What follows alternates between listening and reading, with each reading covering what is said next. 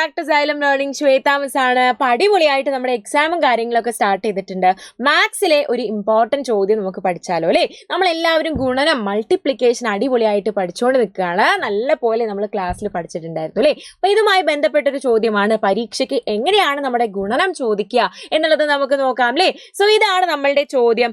അത്തിപ്പഴം, ഞാവൽപ്പഴം, വാഴപ്പഴം, അങ്ങനെ 3 പഴങ്ങളൊക്കെ എന്തുണ്ട് ഇവിടെ തന്നിട്ടുണ്ട്. ഒരു കൂട്ടത്തിലെ എണ്ണം എന്ന് പറയുന്നത് ഓരോന്നിന്റെയും ഓരോ കൂട്ടത്തിലുള്ള, അതായത് ഒരു കൂട്ടത്തിൽ ഇത്ര പഴങ്ങളാണ് എന്ന് പറഞ്ഞ് നമുക്ക് തരും. ഇനി നമ്മളോട് എന്താ ചെയ്യേണ്ടത്?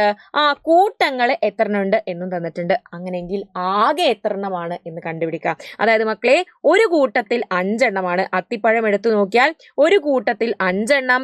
അങ്ങനെ 2 കൂട്ടങ്ങൾ എന്ന് പറയുമ്പോൾ നമ്മൾ എന്ത് ചെയ്യും? 5 ഗുണം 2 അഥവാ 5 into 2 എത്രയാണ്? 10 ആണ് എന്ന് കിട്ടും.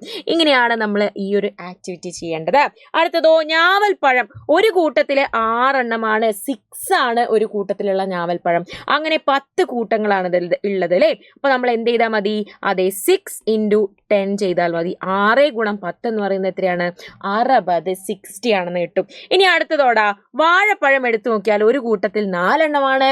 അങ്ങനെ എത്ര കൂട്ടങ്ങളാണ്? അങ്ങനെ 5 കൂട്ടങ്ങളാണ്. സോ ഇതിനെ മൾട്ടിപ്ലൈ ചെയ്ത് കഴിഞ്ഞാൽ 4 into 5 is equal to 20 എന്ന് നമുക്ക് ആൻസർ കിട്ടും. ഇനി നമ്മളെ ചോദ്യങ്ങൾ നമുക്ക് ചെയ്തു നോക്കാം. കൂടുതൽ കിട്ടിയ പഴം ഏത്, എത്ര എന്നാണ് അല്ലേ? അപ്പൊ അതാ കൂടുതൽ ഏതാണ് കിട്ടിയത്? 10 ഉണ്ട്, 60 ഉണ്ട്, 20 ഉണ്ട്. കൂടുതൽ കിട്ടിയത് 60 ആണ് അല്ലേ? 60 ഏത് പഴമാണ്? ഞാവൽ പഴമാണ് ഏറ്റവും കൂടുതൽ കിട്ടിയത്. ഞാവൽപ്പഴം എത്ര എന്ന് ചോദിച്ചിട്ടുണ്ട് അല്ലേ?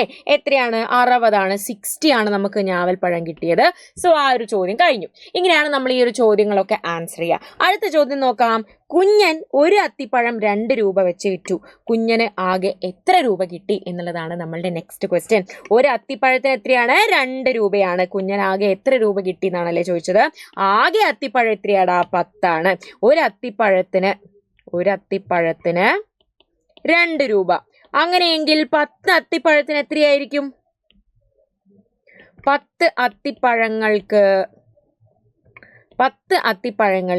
10 ഗുണം 2 which is equal to 20. 10 into 2 എത്രയാണ്? 20 rupees ആയിരിക്കും 10 അത്തിപ്പഴങ്ങളുടെ വില എന്ന് പറയുന്നത്.